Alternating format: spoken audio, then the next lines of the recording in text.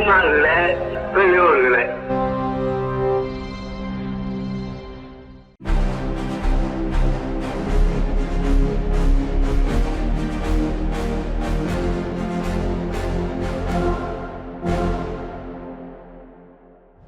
அனைவருக்கும் வணக்கம். இன்றைய விடுதலை பார்வைக்கு அன்போடு வரவேற்கிறோம்.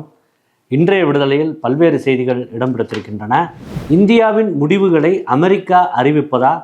அமெரிக்க விவசாய பொருட்களுக்கு 0% வரியாம். இந்தியாவிலிருந்து ஏற்றுமதி செய்ய 18% வரியாம். ஒன்றிய அரசே அமெரிக்க ஒப்பந்தத்தை ஒப்புக்கொள்ளாதே என்று திராவிடர் கழக தலைவர் ஆசிரியர் கி. வீரமணி அவர்கள் அறிக்கை விடுத்திருக்கிறார். இந்தியாவின் இறையாண்மையை காக்க வேண்டியது ஒன்றிய அரசின் கடமை. ஆனால் அந்த கடமையை ஒன்றிய அரசு நிறைவேற்றுகிறதா என்ற ஐயம் தீவிரமாக எழுந்துள்ளது. அதிகார பலம் மிக்க நாடுகளிடம் அடிபணிந்து போகக்கூடாது என்பதுதான் இந்தியாவின் அரசியலமைப்பு சட்டம் சொல்லும் இறையாண்மையின் அடிப்படை. அண்மை கால நடப்புகள் அப்படி இல்லை என்பது கவலை ஏற்படுத்தக்கூடியதாக இருக்கிறது. உலகின் பல நாடுகளுக்கு வரியை ஏற்றுகிறோம் என்று அமெரிக்கா அறிவித்த போது இந்திய பொருட்களுக்கு அமெரிக்கா திடீரென 50% வரி என்று அறிவித்தது. தொடர்ந்து இந்தியாவின் அயலுறவு கொள்கைகள், வர்த்தக தொடர்புகளை சுட்டிக்காட்டி மிரட்டுவது போலவே பேசி வந்தார் அமெரிக்க அதிபர் டொனால்ட் ட்ரம்ப். இந்நிலையில் அமெரிக்கா இந்தியா இடையான ஒப்பந்தம் குறித்தான வெளியாகியுள்ள செய்திகள் நாடு முழுவதும் மேலும் அதிர்ச்சியை ஏற்படுத்துகின்றது. அமெரிக்காவிலிருந்து விவசாய பொருட்களை 0% வரியில் இறக்குமதி செய்ய இந்த ஒப்பந்தம் வழிவகுக்கிறது. இது இந்திய விவசாயிகளுக்கு பேரடியாக அமையும் என்று எழுதியிருக்கிறார். 2 நாட்களுக்கு முன்பாக அளித்துள்ள ஒருங்கிணைந்த விவசாயிகள் சங்க கூட்டமைப்பான சம்யுக்த் கிசான் மோர்ச்சா தலைவர்கள் ஒன்றிய அரசின் இந்த ஒப்பந்த நடவடிக்கையை கடுமையாக விமர்சித்துள்ளார்கள். இந்த ஒப்பந்தம் இந்திய ஒன்றிய பாஜக அரசு அமெரிக்காவிடம் சரண்டர் அடைந்தது போன்றது என்றும் ஒன்றிய வர்த்தகத்துறை அமைச்சரும் பாஜகவின் தேசிய பொருளாளருமான பியூஷ் கோயல் விவசாயிகளுக்கு துரோகம் செய்துவிட்டதாகவும் குற்றம் சாட்டி இருக்கிறார்கள். இந்தியாவில் கோமாதா என்பது நாட்டு மாடுதான் என்றும் ஜெர்சி பசுக்கள் எனப்படும் அயல்நாட்டு மாட்டு வகைகளை புறக்கணிக்க வேண்டும் என்று RSS பேசுகிறது. ஆனால் இப்போது RSSஏ மாஸ்டர் டொனால்ட் ட்ரம்ப் அடக்கிவிட்டார் என்று சம்யுக்த் கிசான் மோர்ச்சா தலைவர்கள் குறிப்பிட்டுள்ளார்கள். இறைச்சியை உணவாக ஏற்றுக்கொண்ட விலங்குகளின் பாலை இறக்குமதி செய்யக்கூடாது என்று RSS கூறி வந்தது. அதற்கு தடையும் இருந்தது. இப்போது RSSஇன் கூற்றை அவர்களே விழுங்கும்படி அவர்களின் மாஸ்டர் டொனால்ட் ட்ரம்ப் செய்துவிட்டார். அவர்கள் முற்றிலும் அடங்கிவிட்டனர் என்று RSS பாஜகவின் இரட்டை வேடத்தை விவசாயிகள் அம்பலப்படுத்தி இருக்கிறார்கள்.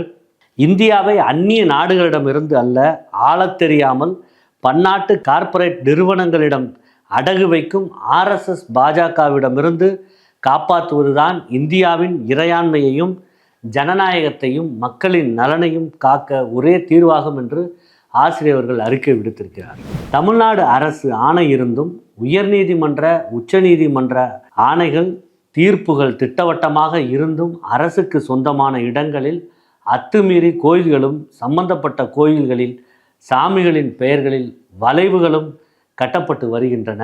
தேனி மாவட்டம் ஆண்டிபட்டி பேரூராட்சி அலுவலகத்தில் கோயில் கட்டும் பணி நடைபெற்று வருகிறது. எதிர்ப்பு தெரிவித்து பணிகளும் நடைபெற்று வருகின்றன என்ற இன்றைக்கு ஒற்றைப்பத்தியில் அது தொடர்பான செய்தி வெளியாகி இருக்கிறது. ஊபியில் ஒரு திரைப்படத்தின் மீதான சர்ச்சை எந்த அடிப்படையில் என்று விடுதலை தலையங்கம் கேள்வி எழுப்பியிருக்கிறது. இந்தியில் நடிகர் மனோஜ் பாஜ்பாய் நடிப்பில் கூஸ்கோர் பண்ட் என்ற படம் உருவாகியுள்ளது.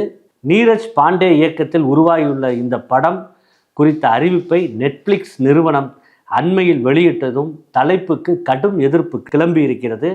கூஸ்கோர் என்றால் லஞ்சம் வாங்குபவர், பண்டட் என்பது பார்ப்பனரை குறிக்கும் சொல். எனவே படத்தின் தலைப்பு சர்ச்சையில் சிக்கி உள்ளதாக கருதப்படுகிறது. இது குறித்தான விடயத்தை தான் இன்றைக்கு விடுதலை தலையங்கம் தெளிவாக விவரித்து எழுதியிருக்கிறது. செயல் திறனற்ற வட மாநிலங்களுக்கு தென் மாநிலங்களை விட அதிக நிதி ஒதுக்கும் ஒன்றிய அரசின் செயல் தவறானது என ஆந்திர முதலமைச்சர் சந்திரபாபு நாயுடு கருத்து தெரிவித்திருக்கிறார்.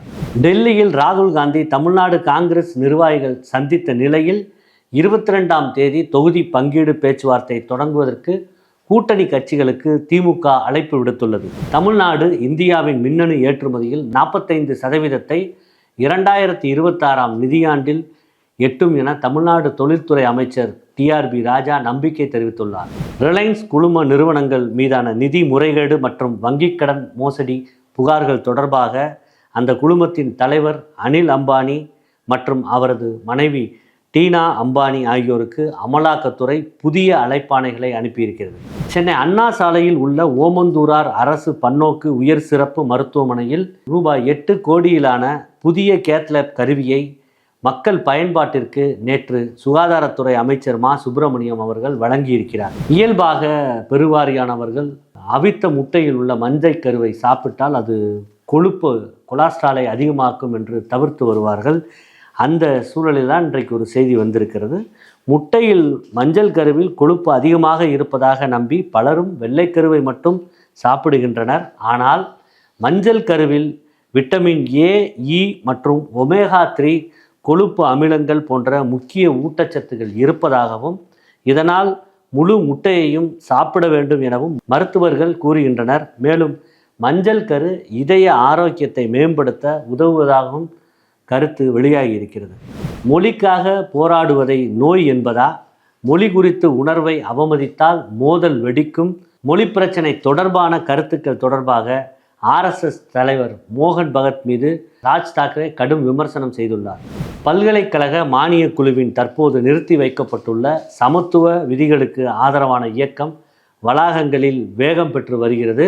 SC, ST மற்றும் OBC சமூகங்களைச் சேர்ந்த மாணவர்கள் இதற்கு தலைமை தாங்குகின்றனர். சமீபத்தில் உருவாக்கப்பட்ட அமைப்பான சமத சங்கர் சமிதி பல்கலைக்கழகங்களில் மாணவர் குழுக்களின் போராட்டங்களை ஒருங்கிணைத்து ஊக்குவித்து வருகின்றது.